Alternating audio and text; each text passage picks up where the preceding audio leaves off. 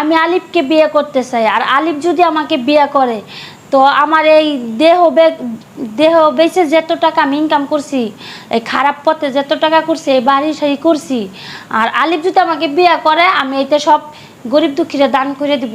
আর আলিফ যদি বিয়ে করে আমার গাছতলা রাখে তো আমি গাছতলা থাকতে রাজি আছি। তো আমি আলিফকে বিয়ে করতে চাই, আলিফ আমার বিয়ে করুক। আচ্ছা আপু, আপনি যে এই আলিফকে বিয়ে করার জন্য এই 4 তলার বাড়িটা দিয়ে দিবেন গরিব দুঃখীকে, হ্যাঁ শুধু আলিফ বিয়ে করলে?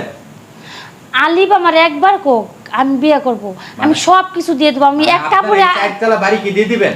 অবশ্যই দিয়ে দেবো। আলিফের জন্য আমি সব কিছু দিতে পারি না, আমি এক কাপড়ে বাইরে যাবো আলিফের হাতে।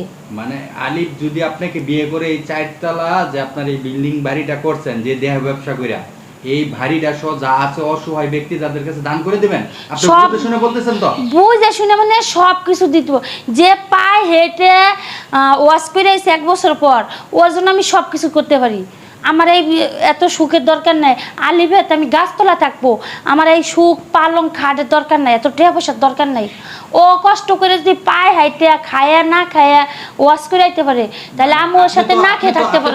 আপনি তো এমনি তো বাদ দিতে পারেন, আলিফ লাগে না তো। আপনি যে এত কিছু বুঝেন, আপনি যে এত কিছু বলতেছেন এইভাবে, হ্যাঁ যে আলিফ যদি আপনাকে বিয়ে করে তাহলে আপনি সবকিছু ছেড়ে দিবেন, দেহ ব্যবসা পরে করবেন, এটা গ্যারান্টি কি? শুনেন, সবাই টাকার পাগল, আর আলিফ কিন্তু টাকার পাগল না। আলিফ একটা খাঁটি মানুষ। আপনি কিভাবে বুঝলেন? আপনি যে এতক্ষণ সময় বললেন, এই যে আমরা যে সাক্ষাৎকার ভিডিওগুলো নিতেছি, আপনি যে বলতেছেন এই কথাগুলো, আপনি তো ভাইরাল হওয়ার জন্য বলতেছেন না। আমি ভাইরাল হওয়ার জন্য বলতাছি না, আরো কি ভাইরাল হওয়ার রাস্তা আছে না? আগে দেখছি এক মোল্লা, মনে করেন কাঠ মোল্লা বলবো তাকে, সে মাথার চুল কালার করে ভাইরাল হইছে। আপনি কি এই ধান্দা শুরু করছেন?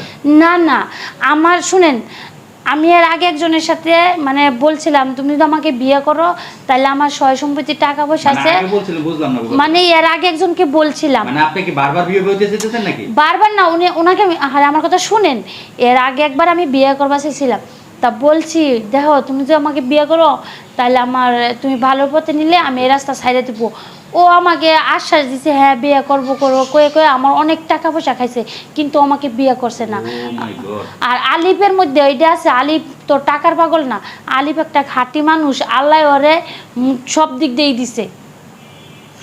আমরা সবসময় ইসলাম দৃষ্টিতে শুনে আসতাম যে একটা খারাপ মানুষকে ভালো করলে সে নাকি হ্যাঁ হজের সওয়াব হয়। আর আলিফ ভাই আপনাকে অনুরোধ করে বলতেছে, যদি এই ভিডিওটা দেখেন আপনার জন্য সে তার 4 তলা বাড়িটা কোন করে দিয়ে দিবে, হ্যাঁ তাহলে বুঝেন কতটুকু আপনাকে ভালোবাসে। আর সে আয়শা বলতেছে ভিডিওর মাধ্যমে, সে তার যদি মানে দেহ ব্যবসা করতে, সে ওপেনলি বলতেছে, যেটা মানুষ কেউ বলে না যত রকম খারাপই হোক, সে বলতেছে ভালো হওয়ার জন্য, যেন আপনি যদি এই মেয়েটাকে খুবই মানে দেখার পরে যদি ভালো করতে চান, তাহলে এই মেয়েটার সাথে আর অথবা এই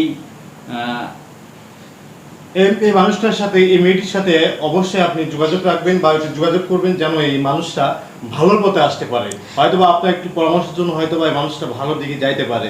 আপনার কাছে অনুরোধ থাকবে। আপনি কি আর কোনো কিছু বলতে চান? আর কিছু বলতে চাই, আলিফের একটা কথা বলতে চাই, আমি মরার আগে ভালো হয়ে যাইতে চাই।